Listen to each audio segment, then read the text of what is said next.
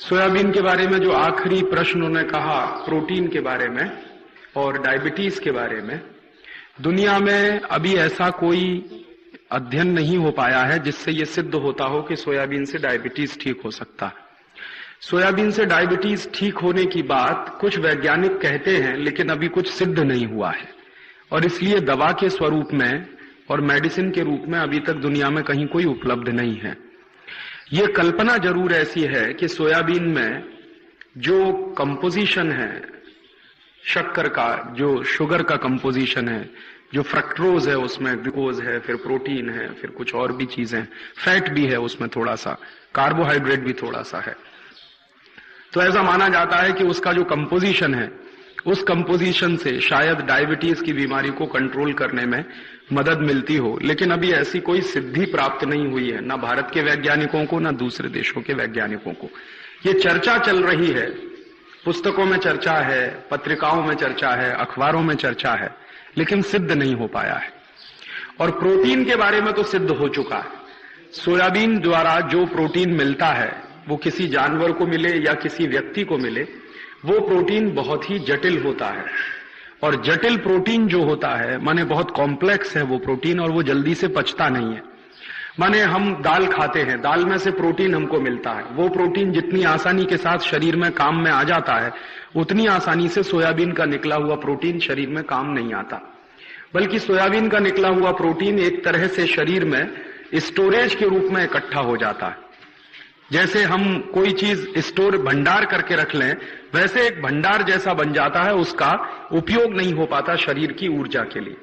इसलिए वैज्ञानिकों का ऐसा मानना है कि सोयाबीन का जो प्रोटीन है बहुत संश्लेषित है, बहुत जटिल है, बहुत मुश्किल है। इसलिए दुनिया भर में सोयाबीन खाने की बात कहीं नहीं कही जाती। अमेरिका में लोग कभी भी सोयाबीन नहीं खाते, यूरोप में कभी भी लोग सोयाबीन नहीं खाते। मैंने आपको कल उदाहरण दिया था कि यूरोप में सोयाबीन खाया जाता है, सिर्फ जानवरों को खिलाया जाता है, और खासकर जानवरों में भी गाय को कभी नहीं खिलाया जाता, क्योंकि गाय को तकलीफ होती है सोयाबीन खा के। यूरोप में सोयाबीन सिर्फ खिलाया जाता है डूकरों को, सुअरों को। और वहां भी क्या होता है, मैंने आपको बताया कि चूंकि जटिल है इसलिए आसानी से पचता नहीं, तो डूकर सोयाबीन की खली खाता है तो स्टोरेज के रूप में इकट्ठा हो जाता है, और डूकर थोड़ा जाड़ा हो जाता, मोटा हो जाता। और वो इसलिए डूकर को खिलाते हैं क्योंकि डूकर का मांस उन्हें खाना। तो सोयाबीन खाया हुआ डूकर थोड़ा जाड़ा हो जाता है, मोटा ज्यादा हो जाता है, इसलिए मांस ज्यादा मिलता है, इसलिए डूकरों को सोयाबीन खिलाने की परंपरा है। और वो भी सब देशों में नहीं है, सिर्फ हॉलैंड में है। मैं हॉलैंड जा चुका हूं और मैंने वहां पर देखा है कि उससे जो है दूसरे तरह की प्रॉब्लम भी हो रही है। जैसे वहां पर एक बड़ी प्रॉब्लम अभी शुरू हो गई है कि डूकर का मांस जो खाया किसी ने और वो सोयाबीन खाया हुआ डूकर है, तो उन लोगों को पेट की बीमारियां बहुत होती है। जो सोयाबीन खाता है डूकर, डूकर का मांस जो लोग खाते हैं, तो लोगों को पेट की बीमारियां बहुत होती हैं जो डूकर का मांस खाते हैं, सोयाबीन वाला। इसलिए पूरे हॉलैंड में सोयाबीन का बहिष्कार कर दिया है। वहां कोई किसान सोयाबीन नहीं करता, यूरोप में भी कोई किसान सोयाबीन नहीं करता। भारत में हॉलैंड की एक कंपनी आई थी, उस कंपनी का नाम है सीजवॉन वीवी। तो सीजवॉन वीवी कंपनी आई थी सोयाबीन का बीज लेकर सबसे पहले, और मध्य प्रदेश में उस समय जब सरकार चलती थी, आज से ये करीब 15-20 साल पहले की बात है, तो मध्य प्रदेश सरकार को वो बीज मुफ्त में दिया गया था और कहा गया था कि आप अपने किसानों को अगर ये बीज बांटें तो हम आपके पैदा किए हुए सोयाबीन को पूरा खरीद लेंगे और आपको विदेशी मुद्रा मिलेगी। तो इस लालच में मध्य प्रदेश सरकार ने सोयाबीन का बीज बांटना शुरू किया ब्लॉक डेवलपमेंट ऑफिसर्स के माध्यम से। पहले मध्य प्रदेश में फैला सोयाबीन, अभी फैलते फैलते महाराष्ट्र में आ गया, थोड़ा गुजरात में भी चला गया, उत्तर प्रदेश में भी चला गया है। लेकिन अब करते करते खेती इस नतीजे पर पहुंचे हैं कि कुछ उसमें से फल नहीं निकलता। एक बात जो आपने कही कि सोयाबीन की खेती के बाद कपास की फसल बहुत अच्छी होती है, तो ये बात तो किसी दूसरी फसल पे भी सच है। आप कोई भी दलहन की खेती करें, कोई भी दाल करें, तुअर की करें, उड़द की करें, मूंग की करें, उसके बाद कपास लगाएंगे, हमेशा अच्छा होगा। कपास की फसल का अच्छे होने का एक छोटा सा सिद्धांत है कि जिस खेत में प्रोटीन ज्यादा देने वाली कोई भी अनाज पैदा की गई हो, अनाज की फसल ली गई हो, उसमें उसके बाद कपास लगाएंगे, हमेशा अच्छा होगा। और इसी तरह से एक और दूसरी छोटी सी बात है कि तुअर की दाल लगा दीजिए किसी खेत में, उसके बाद गेहूं लगाइए, गेहूं हमेशा उसमें अच्छा होगा। तो जो भी दाल है, दाल की फसल लेने के बाद अगर आप गेहूं लेंगे उसमें तो बहुत अच्छा होगा।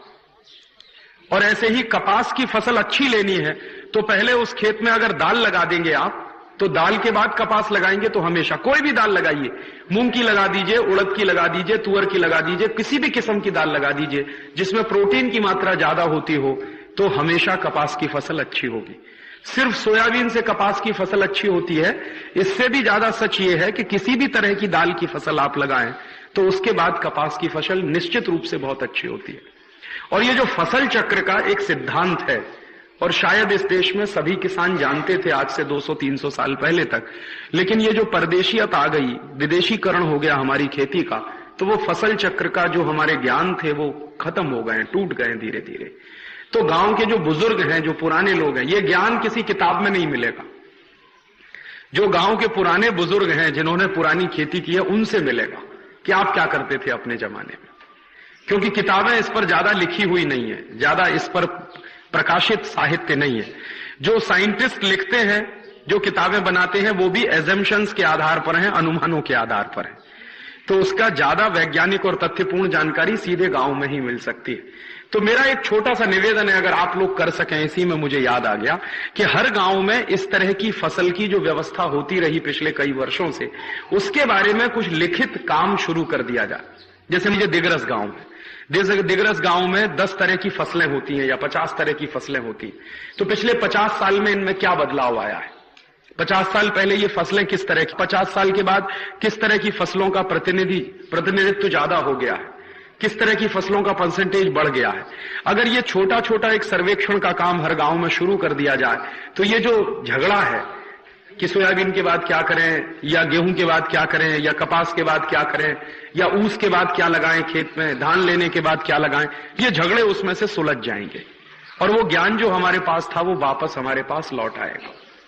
तो मुझे ऐसा लगता है कि हर गांव में जो नौजवान साथी हैं, जो थोड़े भी पढ़े लिखे हैं, वो इस तरह का काम शुरू कर सकते हैं। और इस तरह का काम शुरू करने में गांव के जो बुजुर्ग लोग हैं, जो वडील हैं, उनकी बड़ी भारी मदद हो सकती है, जिन्होंने पिछले कई सालों से खेती की है, जिनको इस बात का अंदाजा है। तो मुझे लगता है कि इस तरह का प्रयास शुरू होना चाहिए। और कई बार किताबों में, खासकर पत्रिकाओं में, बहुत बार ऐसी माहिती आती है जो विदेशों से इंपोर्टेड होती है। सोयाबीन के बारे में जितनी माहिती भारत की पुस्तकों में छपती है, सब विदेशी माहिती है, क्योंकि सोयाबीन हमारी फसल कभी नहीं थी। ये हिंदुस्तान में 20-25 साल पहले कोई जानता भी नहीं था कि सोयाबीन क्या होता है। ये पूरी तरह से इंपोर्टेड फसल है और इंपोर्टेड कृषि का ये जो है पद्धति है सोयाबीन पैदा करने की। तो ये जो विदेशों से आने वाली जानकारी है, उसको सीधी तरह से कभी स्वीकार ना करें, क्योंकि जरूरी नहीं है विदेशों में कोई एक जानकारी सच हो, वो हमारे यहां भी सच हो। बिल्कुल जरूरी नहीं है। हो सकता है वहां बहुत गलत हो और आपके यहां सच हो जाए, हो सकता है वहां सच हो आपके यहां गलत हो जाए, क्योंकि फसल चक्र जो होता है वो मौसम के हिसाब से बनता है। और फसल की किसी भी स्थान पर उत्पादन की जो शक्ति होती है वो वहां की स्थानीय मिट्टी और जलवायु के आधार पर बहुत निर्भर करती है। तो हॉलैंड के लिए कोई बात एक सच हो सकती है, वो भारत के लिए सच नहीं होगी। हॉलैंड का मौसम एक तरह का है, भारत का मौसम दूसरी तरह का। तो सोयाबीन हॉलैंड के लिए बहुत अच्छी फसल मानी जा सकती है, भारत के लिए जरूरी नहीं है कि बहुत अच्छी फसल होगी। इसलिए परदेशों से कोई जानकारी आ गई है और उसको हम सत्य मान के काम करना शुरू करेंगे तो कई बार धोखा उसमें ज्यादा होता है।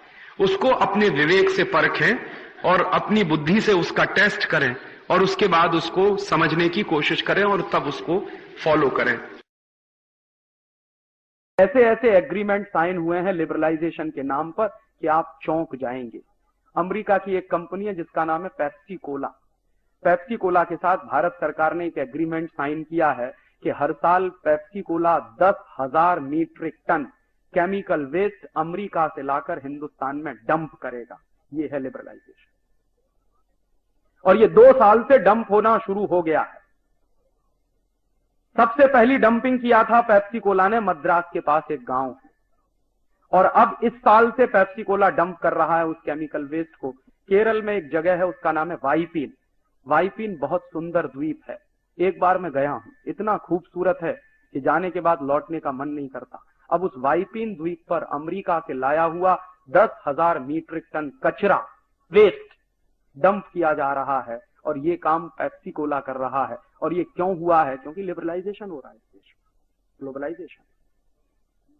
और ऐसे एक नहीं, हंड्रेड्स ऑफ एग्रीमेंट साइन हुए हैं कनेडियन कंपनियों के साथ, ऑस्ट्रेलियन कंपनियों के साथ, अमेरिकन कंपनियों के साथ, न्यूजीलैंड की कंपनियों के साथ, कि वो दुनिया भर के तमाम देशों का। कनाडा की एक कंपनी से तो ये एग्रीमेंट साइन हुआ है जिसको लेके हमने एक पिटीशन फाइल किया। एग्रीमेंट ये है कि कनाडा की कंपनी अपना एटॉमिक वेस्ट लेकर आएगी और हिंदुस्तान में डंप करेगी। ये कंपनी पहले बांग्लादेश के साथ एग्रीमेंट करना चाहती थी। बांग्लादेश की सरकार भी इतनी होशियार है कि जब उनको पता चला कि ये लाने वाले क्या हैं, तो एटॉमिक वेस्ट आएगा, तो उन्होंने कहा नहीं, हम इसको परमिशन नहीं देने वाले। जो एग्रीमेंट बांग्लादेश की सरकार ने नहीं किया, वो एग्रीमेंट हमारी सरकार ने किया कनाडियन कंपनी के साथ। और ऐसे 100 से ज्यादा एग्रीमेंट साइन हुए हैं जिसमें हर साल इस देश में हजारों मीट्रिक टन कचरा आएगा उनके देश का, और इस देश में डंप किया जाए। और एक बड़ा ऐतिहासिक दस्तावेज ऐसा ही है मेरे पास। हॉलैंड की एक कंपनी है सीजवॉन वीवी, उसके साथ मनमोहन सिंह ने एक एग्रीमेंट साइन किया। क्या एग्रीमेंट था?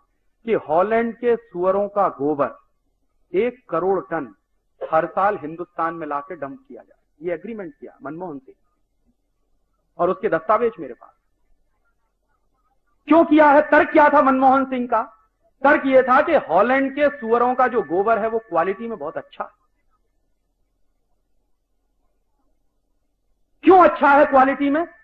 तो वो तर्क दे रहे थे। जब हमने कहा कि ये आपने क्यों किया, तो एक दिन दिल्ली की एक मीटिंग में उन्होंने इस सवाल पर जवाब देते हुए कहा कि हमने इसलिए ये एग्रीमेंट साइन किया कि हॉलैंड के जो सुअरों का गोबर है वो बहुत अच्छा, क्वालिटी में बहुत अच्छा।